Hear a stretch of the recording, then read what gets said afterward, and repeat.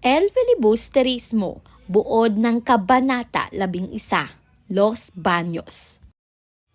Nangaso sa buso-buso ang Kapitan General kasama ang Gobernador Silio at mga kawal. Pero dahil sa mga musiko, wala silang nahuli ni Ibon o Usa.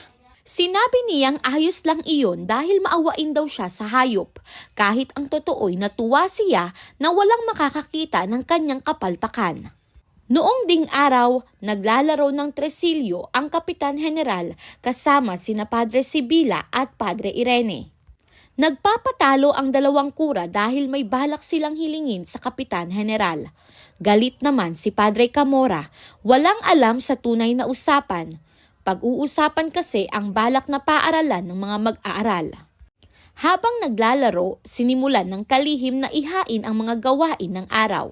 Masipag ang Kapitan General, ayaw niyang may nasasayang na oras. Isa-isang binanggit ang pagpapalit ng tungkulin, suspensyon at pagpapatapon ng mga bilanggo. Ang lahat ay tahimik na naghihintay sa desisyon tungkol sa Akademya ng Wikang Kastila. Tuluyan nang nagalit si Padre Camora nang mapansing sadya ang pagkakamali ni Padre Irene. Iniwan niya ang laro at lumipat sa kabilang silid. Inanyayahan ni Padre Sibila at si Padre Fernandez na humalili, ngunit tumanggi ito. Si Simon ang naupo sa pwesto ni Padre Camora. Nagbiro si Padre Irene na itaya ni Simon ang kanyang mga brilyante. Sumang-ayon si Simon, ngunit sinabi niyang wala namang maitataya ang kura. Sinabi ni Simon na sapat na sa kanya ang mga pangako bilang pusta. Hinarap niya si Padre Sibila at pabirong sinabi ang pagtanggi sa kahirapan, kababaang loob at pagsunod.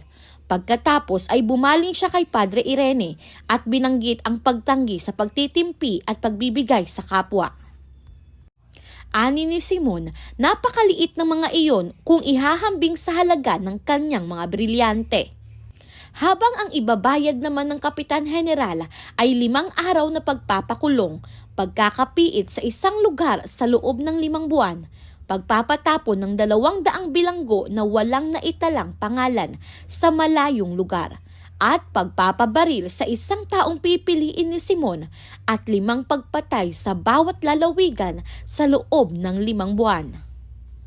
Kakaiba ang naging hamon ni Simon, kaya naman napalapit sina Don Custodio, Padre Fernandez at ang mataas na kawani.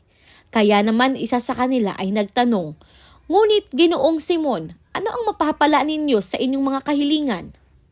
Para raw malinis ang bayan at maalis ang mga masasamang loob na naglipana, sapagkat sawa na siya na pulos kabutihan ang naririnig.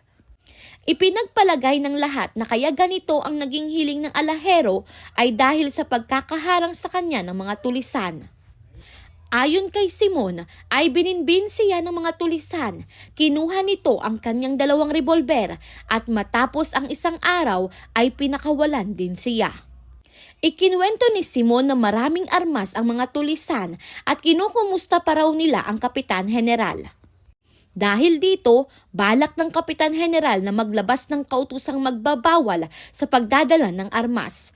Ngunit mariing sinabi ni Simon na hindi ang mga tulisan sa bundok ang tunay na suliranin, kundi ang mga tulisan sa mga bayan at lungsod. "Parang kayo," pabirong sagot ni Padre Sibila. "Tulad natin," tugon ni Simon, sabay sabing sila'y mga hindi lantad na tulisan. Dagdag pa niya, kung sila raw ay pupunta sa bundok, mawawala ang problema ng bayan at hindi na maaabala ang Kapitan General. 11:30 na ng umaga nang tumigil ang laro at pagbibiruan. Ayon sa Kapitan General, may kalahating oras pa bago ang tanghalian at marami pang dapat pag-usapan. Ipinasya niyang ipagbawal ang armas de salon, ngunit agad itong tinutulan ng mataas na kawani. Payo ni Simon, huwag ipagbawal ang mahihinang armas, kundi gawing legal ang mas mahahaba at iyon ang nasunod. Napag-usapan ang kahilingan ng guro sa Tiani para sa isang maayos na paaralan, ngunit sinabi ni Padre Sibila na nakapagturo sina Socrates, Plato at Jesus kahit walang gusali. Tinuring ng general na reklamador ang guro at iniutos na tanggalin ang lahat ng gurong dadaing sa kanilang tungkulin. Nabahala ang mataas na kawani sa pasya ng general na tanggalin ang guro. Ipinagtanggol niya ito at sinabing sa halip na tulungan, lalo pa itong napinsala at nawalan ng hanap buhay. Dagdag pa niya, gumagastos ang pamahalaan sa kagamitan ngunit nasisira agad dahil sa hindi maayos na pasilidad. Iminungkahi ni Don Custodio na huwag nang magpatayo ng bagong paaralan. Ayon sa kanya, maaaring gamitin ang mga sabungan na tuwing linggo at pista lamang nagagamit. Sinabi ng Kapitan General na pag-aaralan muna niya ang mungkahi bago magpasya. Isinunod ang usapin tungkol sa panukala ng mga estudyante na magkaroon ng akademya ng wikang Kastila. Hiniling ng Kapitan General ang opinyon ng mataas na kawani at pinuri nito ang panukala. Tumutol si Padre Sibila at sinabing hindi ito napapanahon habang giit ni Simon na kahinahinala ang panukala. Isa-isang binanggit ang mga mag-aaral na may panukala sa akademya. Sinabing si Isagani ay mahilig sa pagbabago kaya't mapanganib. Ipinagtanggol siya ni Padre Fernandez, ngunit sinabi ni Padre Camora na wala raw galang ang binata at minsan pa siyang itinulak nito. Binanggit ni Padre Irene ang mayamang si Makaraig. Aniya, ito'y magalang, kasiya-siya at inihabilin na sa kanyang tagatangkilik na kondesa. Samantala, sinabi ni Padre Salvin ang ama ni Basilio ay namatay sa isang kaguluhan na hindi nito matandaan. Ipinagtanggol ng mataas na kawani ang mga mag-aaral. Ngunit mariing tumutol si Padre Camora at sinabing hindi dapat matutong mga stila ang mga Indio dahil matututo silang makipagtalo. Dagdag ni Padre Sibila, may lihim na paghamon ang panukala sapagkat kapag pinagbigyan, sila'y yayabang at kalaunan ay hahamunin pati ang pamahalaan. Nagsalita si Padre Fernandez at iminungkahing pagbigyan ang mga mag-aaral upang sila'y matuwa at tumanaw ng utang na loob gaya ng ginagawa ng mga Hesuita. Lalong ikinagalit ito ni Padre Sibila kaya uminit ang pagtatalo habang tahimik lamang na nakamasid si Simon. Tumayo ang Kapitan General at sinabing ipagpapatuloy ang usapan matapos ang tanghalian upang hindi sila mawalan ng gana sa pagkain. Pagtalakay sa El Filibusterismo, Kabanata 11, Los Baños. May mga problemang hindi naririnig dahil mali ang lugar ng usapan. Hindi sa gitna ng bayan, hindi kasama ang apektado, kundi sa isang lugar na tahimik, presko at malayo sa hirap. Ganito binuksan ni Rizal ang Kabanata 11. Habang ang bayan ay may suliranin sa edukasyon, seguridad at kinabukasan ng kabataan, ang mga namumuno ay nagpapahinga, nagkukwentuhan at nagdedesisyon. Kung sa mga naunang kabanata ay nakita natin ang sakit na dinaranas ng mamamayan, dito ipinakita ni Rizal ang ugat ng sakit, ang isip ng mga may kapangyarihan.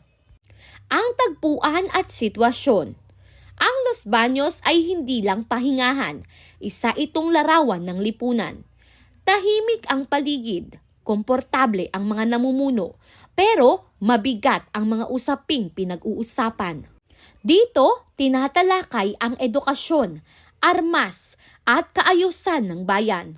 Ngunit wala roon ang guro, ang mga mag-aaral at ang karaniwang mamamayan. Kapag ang desisyon ay ginagawa ng walang kinakausap na apektado, nagiging bulag ang kapangyarihan. Sa kabanatang ito, malinaw na sunod-sunod na inilatag ni Rizal ang mga mahalagang isyung panlipunan. Una, ang edukasyon at paaralan. May panukala para sa mas maayos na paaralan, ngunit imbis na tingnan bilang solusyon, ito ay tinitignan bilang banta. Pangalawa, mga mag-aaral. Ang mga kabataang may panukala at tanong ay hindi pinakikinggan, bagkus ay tinatatakan bilang pasaway at delikado. At pangatlo, mga armas at kaayusan. Ipinagbawal ang armas hindi dahil sa hangaring wakasan ang karahasan, kundi dahil sa takot na mawalan ng kontrol ang pamahalaan. Sa bawat usapin, iisa ang lumilitaw. Takot ang pamahalaan sa mamamayang nag-iisip. Talakayin natin ang mga tauhan bilang larawan ng lipunan. Una, ang Kapitan General. Siya ang mukha ng estado. May huling salita pero hindi huling pananagutan. Nakikinig ngunit hindi tunay na nakauunawa.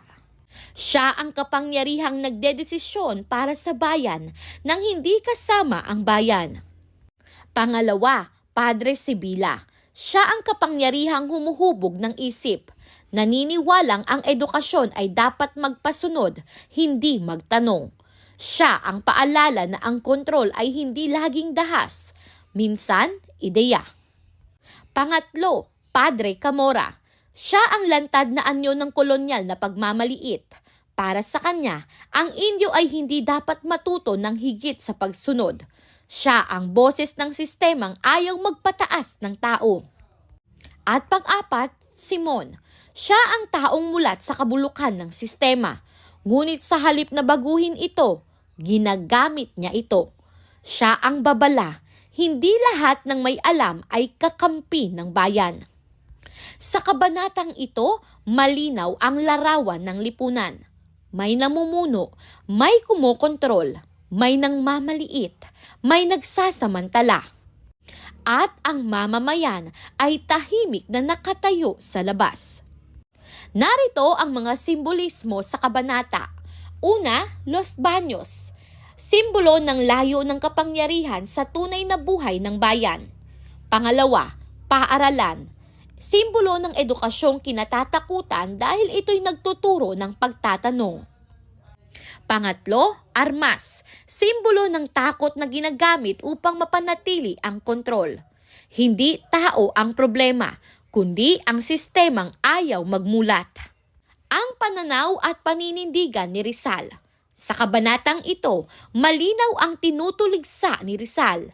Ang pamahalaang takot sa edukadong mamamayan ay pamahalaang marupok.